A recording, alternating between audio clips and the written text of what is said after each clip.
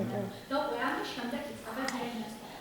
საინტერესოა, რომ სანიშნავია, რომ აუტოიმუნური დაავადებების დიაგნოსტიკა დაფუძნებულია შესაბამისი აუტოიმუნური სხეულების აღმოჩენაზე. შესაბამისად, აუტოიმუნური სხეულები შეიძლება იყოს ასორტირებული სხეულზე და ამის მიხედვით მომავალში მეთოდებში არჩევა საკმაოდ მასალად. ეს ერთი მხრივ ამ შემთხვევაში თუ ასორტირებული აუტოიმუნური სხეული იქნება ბიოპსიული ქსოვილი, ან თუ კი გვაინტერესებს ცირკულირებადი აუტოიმუნური სხეულები, იღებენ ძირითადად სისხლის შრას ცხოველისა. ან შეიძლება იყოს აუტოიმუნური სხეულები, რომელიც გამომუშავებულია უშუალოდ ერითროციტების საწინააღმდეგოდ. ამის მიხედვით უკვე საკმაოდ მასალის არჩევის შემდეგ იწყება სპეციფიური მეთოდების ჩატარება. მეთოდები იმის მიხედვით, თუ როგორი მეთოდი გვაქვს, ის შეიძლება ჩატარდეს როგორც ეგრეთ წოდებულ პლანშეტებში, სინჯარებში და ასე შემდეგ. უფრო დეტალურად მოგვიანებით განვიხილავთ და რა თქმა უნდა, უკვე ამ ყოველთვის შემდეგ ხდება შედეგების ანალიზი, ინტერპრეტაცია და შემდეგ უკვე თერაპია. უპირველეს ყოვლისა მინდა აღვნიშნო, რომ აუტოიმუნური დაავადებების სადიაგნოსტიკო ტესტები ძირითადად სეროლოგიური ტესტების ორ ძირითად ტიპის მიხედვით ხდება. ეს არის პირველადი დაკავშირების ტესტები და მეორეული დაკავშირების ტესტები. პირველადი დაკავშირების ტესტებისას ხდება უშუალოდ იზომება ანტისხეულის უნარი დაუკავშირდეს ანტიგენს, ანუ დაფიქსირებულია დაკავშირების პროცესი და შესაბამისად ერთ-ერთი რეაგენტი უნდა იყოს მომუშავებული. იქნება ეს ფერმენტი, რაიმე ფლუორესცენტული სახებავი თუ რაიმე სხვა.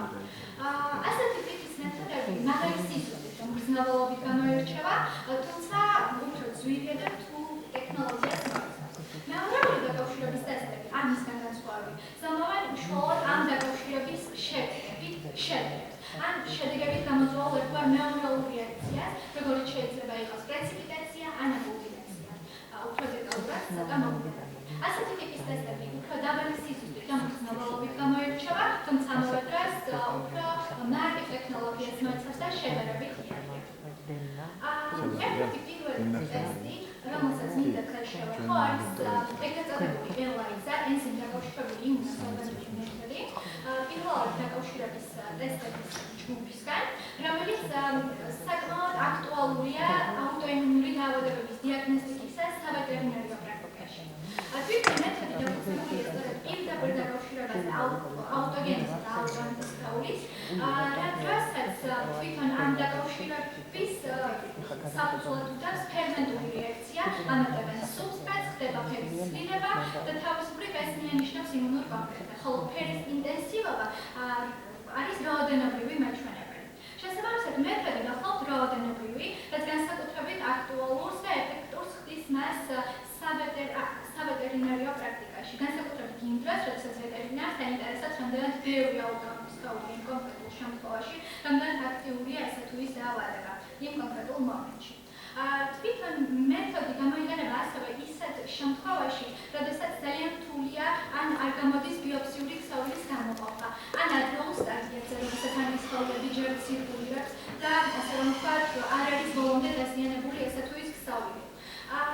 სადღაც ძალიან ბევრი დაავადების დიაგნოსტიკა ხდება ამ მეთოდით, თუმცა რამდენიმე შევარჩია, ასე რომ ვთქვათ, და აღსანიშნავია, რომ ELISA-ის შემთხვევაში ხდება სწორედ სპეციფიური აუტოიმუნური სხეულის აღმოჩენა. მაგალითად, აუტოიმუნური თირეოგლობულინის საწინააღმდეგოდ გამომუშავებული აუტოიმუნური სხეულების აღმოჩენა, ასე რომ ვთქვათ, ძალიან მნიშვნელოვანია, ამიტომ ეს ერთ-ერთი ძირითადი მარკერია და ELISA გაზრდას შესაძლებლობას აღმოვაჩინა.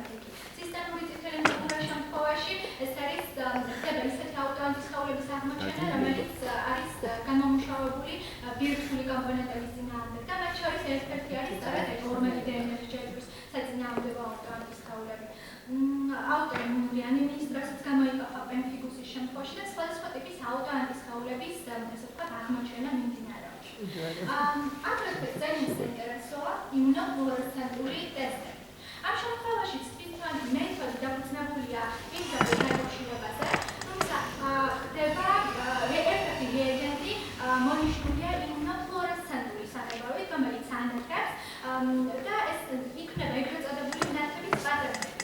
ნათების პატერნები შესაძლებელია დავადგინოთ ეს ჩვენთვის საინტერესო აუტოიმუნური სხეულები დაახლოებით სად არიან ლოკალიზებული განვითარებული, კვლავსწავლებენ ფაქტობრივად და მოგვიანებით ხდება ეს ინტერპრეტაცია კონკრეტულ დაავადებასთან. იმუნოფლუორესცენციის ტესტების ორი ძირითადი ჯგუფი, ესეც პირდაპირი ტესტები.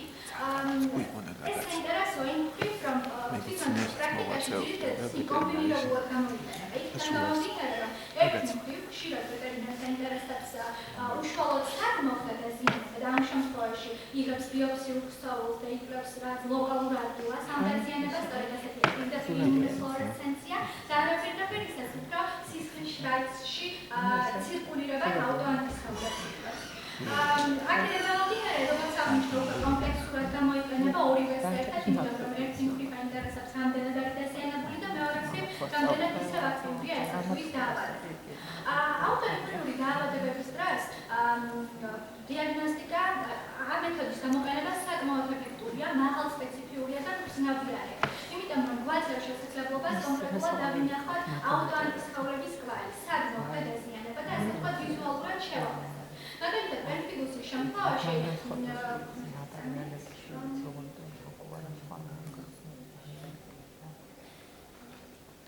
ილუსტრაციაზეც ჩანს, მაგალითად, მარჯვენა მხარეს, ეგრეთ ალბათ გაგიჩნდებათ ასოციაცია, უწოდებენ ქათმის ნაფეხურებს. ამ შემთხვევაში პერფიგუსის დროს, როგორც ცნობილია, კანის ეროზია ხდება ხშირად და აუტოანტისხეულები მიმაგრებულია სწორედ კანის უჯრედების ირგვლივ და ესეთი პატერნი იქნება, რომელსაც უკავშირებენ სწორედ პერფიგუსის დიაგნოზთან. მაგალითად, წითელი მგლურას შემთხვევაში, რომელიც აქ არის გამოსახული, წარმოიქმნება პატერნი, რომელიც ხშირად ცნობილია მგლურას ზოლით. რა დროსაც აუტოანტისხეულები მიემაგრებიან უფრო მეტად ბაზალური მემბრანის მიდამოში. სხვადასხვა აუტოიმუნური დაავადებების დროსაც სხვადასხვა პატერნები იქნება. თუმცა ერთ-ერთი შესაძლებლობა ამ მეთოდის გახლავთ ის, რომ ის არ არის უნივერსალური, ანუ საჭიროა სხვადასხვა ანტიგლობულინების შერჩევა, შეღების ტიპის შერჩევა, იმიტომ რომ ეს ასე რომ ვთქვათ, განსხვავებულია თითოეული აუტოიმუნური დაავადებისთვის და აუტოანტისხეულებისთვის. და აგრეთვე არ შეგვიძლია დავადგინოთ კონკრეტული აუტოანტისხეულის ვინაობა, ამისთვის უფრო სხვა მეთოდებიც დაგჭირდება. უფრო ჩვენ ასე ვთქვათ, აღმოვაჩენთ კვალს აუტოანტისხეულებისა. კი ბატონო. ერთ-ერთი შემდეგი მეთოდი, რომელსაც მინდა თქვენი ყურადღების მაქცევა არის ანას ტესტები. ანას ტესტები ეს არის ისეთი ტესტები, რომელიც იკვლევს ისეთ აუტოანტისხეულებს, რომელიც გამომუშავდება ბირთვული კომპონენტების საწინააღმდეგოდ. თვითონ მეთოდი ტარდება ახლახანს ახსნილი არაპირდაპირი იმუნოფლუორესცენციით და ამ შემთხვევაში იქნება სხვადასხვა ტიპის პატერნები, ნათების პატერნები, თუმცა ამ შემთხვევაში აუტოანტისხეულები ძირითადად ლოკალიზებულია სწორედ ბირთვის მიდამოში და ეს თითოეული პატერნით ხშირად დაკავშირებულია ამა თუ იმ დაავადებასთან. თუმცა აქ მინდა აღნიშნო, რომ ეს ასე ვთქვათ, მიუხედავად ასეთი ვიზუალური სიზუსტისა, ეს მაინც უფრო სუბიექტურია, იმიტომ რომ რომელიღაც ერთი პატერნი შეიძლება რამდენიმე აუტოიმუნურ დაავადებასთან კავშირში იყოს. კი ბატონო, რომ განვიხილოთ ეს პატერნები, ისე ვთქვათ, ძალიან მოკლედ, მაგალითად, ერთ-ერთი საინტერესო პატერნი არის ჰომოგენური დიფუზური პატერნი, რა დროსაც განათებულია მთელი ბირთვი და აუტოანტისხეულები ამ შემთხვევაში ძირითადად მიმაგრებულია მეორეულ ორმაგ დნმ-თან ან ჰისტონებთან. ხშირად ასეთი ტიპის პატერნი დაკავშირებულია სისტემურ წითელ მგლურასთან ან პოლიართრიტთან. აგრეთვე ცნობილია ლაქისებრი პატერნები, სპეკლ, რა შემთხვევაშიც უფრო მეტად განათებულია რაღაც პატარა ცილები ბირთვში. კი ბატონო, და შეიძლება ხშირად ასევე იყოს დაკავშირებული დერმატომიოზიტის დაავადებასთან და ასე შემდეგ. სხვადასხვა ტიპის პატერნებია და თითოეული მათგანი გვაძლევს ინტერპრეტაციის შესაძლებლობას და მე როგორ გამოიყენება სხვადასხვა უფრო ზუსტი ტესტები, რომ დავადგინოთ კონკრეტული, ასე ვთქვათ, აუტოანტისხეულის ვინაობა. მეორე ნაწილი, რასაც მინდა თქვენი ყურადღების მაქცევა, არის მეორეული ტიპის დაკავშირების ტესტები და როგორც აღნიშნე, ისინი, ასე რომ ვთქვათ, უფრო იკვლევენ ამ პირდაპირი დაკავშირების შემდგომ რეაქციებს. მათ შორის ერთ-ერთი ასეთი ოქროს სტანდარტად მიჩნეული არის კუმსის ტესტი, რომელიც ყველაზე ეფექტურია აუტოიმუნური ჰემოლიზური ანემიის სამკურნალოდ. თვითონ მეთოდი დაფუძნებულია იმაზე, რომ ის იკვლევს აუტოანტისხეულებს, რომლებიც უკავშირდებენ ერითროციტებს, იმიტომ რომ იმუნური სისტემა მათ ასე რომ ვთქვათ, უცხოდ მიიჩნევს. ამ შემთხვევაში საინტერესოა, რომ უმსის ტესტის დროს ავტოანტისხეულები ზოგადად ვიცით, რომ თავისი ბუდებიდან გამომდინარე ავტოანტისხეულებს შეუძლიათ რამდენიმე ანტიგენის დაკავშირება. და ამ შემთხვევაში ავტოანტისხეულები უკავშირდებიან ერითროციტებს რამდენიმეს ერთად და იქნება ეგრეთ წოდებული იმუნური ბადისებრისტრუ კომპლექსები, შესაბამისად ხდება ერთმანეთთან შეწებება და აგლუტინაცია და სწორედ ამის დაფიქსირება ხდება უმსის ტესტით. თუმცა ზოგიერთი ავტოანტისხეულს ამის გაკეთება არ შეუძლია, მათ არაგლუტინირებულს არასოდეს უწოდებენ და ეს იმუნური კომპლექსები, ბადისებრი იმუნური კომპლექსები არ იქმნება. თუმცა მიუხედავად ამისა, უმსის ტესტით ამის ასე ვთქვათ, ნაკლი შესწორება შეუძლია, იმიტომ რომ ამატებენ იმუნურ ანტიგლობულინებს, რომლებიც უკავშირდება ამ ანტისხეულებს და მაინც იქნება ასე ვთქვათ აგლუტინაცია. უბრალოდ ამ შემთხვევაში წარმოიქმნება, ხოლო სრული ავტოანტისხეულებისას ის ძლიერდება და უფრო ეფექტური ხდება. კი ბატონო, და მნიშვნელოვანია, რომ გამოვიყენოთ პოლირეაქტიული ანტიგლობულინები, რომელიც იქნება IgG, IgM და ანტიკომპლიმენტის საწინააღმდეგოდ წარმოქმნილი. აგრეთვე გამოიყენება უმსის ტესტი ნეონატალური ვიზუალიზაციის დიაგნოსტიკისთვის, უფრო მეტად ძირითადად ცხენებში და კატებში. თვითონ მეთოდი საკმაოდ სპეციფიურია და ასე ვთქვათ, განსაკუთრებით იმ დროს, როდესაც კომბინირებული ასე ვთქვათ, რეაგენტები გამოიყენება, თუმცა ამავე დროს თუ კი გვაქვს ანტისხეულების დაბალი ტიტრი, ის გამოირჩევა უფრო სუსტი მგრძნობელობით. და აგრეთვე აღსანიშნავია, რომ არ არის ვალიდური ყველა ცხოველისთვის, ძირითადად ეს არის კატებში, ძაღლებში და ცხენებში ამიტავსა. და არ შეგვიძლია ზუსტად დავადგინოთ, რომელია ანტისხეულის და ანტიგენის ტიპი. პასიური აგლუტინაციის ტესტი, რომელიც აგრეთვე მეორეული დაკავშირების ასე ვთქვათ, ტესტებში შედის. ოღონდ ამ შემთხვევაში მთავარი ასე ვთქვათ, პრინციპი არის დაფუძნებული იმაზე, რომ პრეციპიტირებული სისტემა გადაიქცევა აგლუტინირებულად, ანუ ხსნადი ანტიგენები მიემაგრებიან ინერტულ ზედაპირზე, იქნება ეს ერითროციტები თუ ლატექსის ბუნთულები და შემდეგ უკვე ხდება ანტისხეულებთან იმუნური კომპლექსების წარმოქმნა. აქ მინდა აღვნიშნო, რომ მეთოდის ერთ-ერთი შესაძლებელი ალბათ არის ის, რომ ის მხოლოდ ინვიტრო ხდება და არ ცოცხალ ასე ვთქვათ, ქსოვილებზე აქედან გამომდინარე, თუმცა მიუხედავად ამისა, მას საკმაოდ დიდი გამოყენება აქვს განსაკუთრებით რუტინულ საქმიანობაში. მაგალითად, ერთ-ერთი მნიშვნელოვანი არის C-რეაქტიული CRP-ის ასე ვთქვათ, დიაგნოსტიკა, ვიცით, რომ ეს იმ დროს წარმოიქმნება და გამოიყოფა, როცა ორგანიზმში გვაქვს ანთებითი პროცესები და შესაბამისად აქაც ჩანს, როგორ ხდება, ესე ვთქვათ, ლატექსური ბურთულების საშუალებით იმუნური კომპლექსის წარმოქმნა და მომავალში აგლუტინაციის პროცესის შეფასება. და უკვე ამის მერე რეაქტიული, ესე ვთქვათ, სიგანისა. ავტოიმუნური დაავადებების დროსაც განსაკუთრებული, ასე ვთქვათ, გამოყენება გააჩნია, აგრეთვე როგორც აღნიშნეთ, თუნდაც იმუნური თრომბოციტოპენიის პურპირას დროს კატებში სისტემური წითელი მგლურა, კი ბატონო, ნეონატალური ვიზუალიზაცია და სხვა. თუმცა აქ კიდევ ერთხელ მინდა გავუსვა ხაზი, რომ მეთოდი არის შედარებით არასპეციფიური და უფრო ინვიტრო გამოიყენება, მარტივი, იაფი და უნივერსალური, განსაკუთრებით იმ დროს, როცა გინდა სწრაფი შედეგი და მერე უკვე ხდება სხვა მეთოდებით, ასე ვთქვათ, შევსება. და ბოლოს, მულტიპლექსური იმუნოტესტები. მულტიპლექსური იმუნოტესტები განსაკუთრებით განსხვავდება იმ მეთოდებისგან, რომლებსაც დღეს შევეხებ, იმიტომ რომ ამ შემთხვევაში ერთ საკრავ ნიმუშზე ერთდროულად რამდენიმე იმუნოანალიზის ჩატარებაა შესაძლებელი.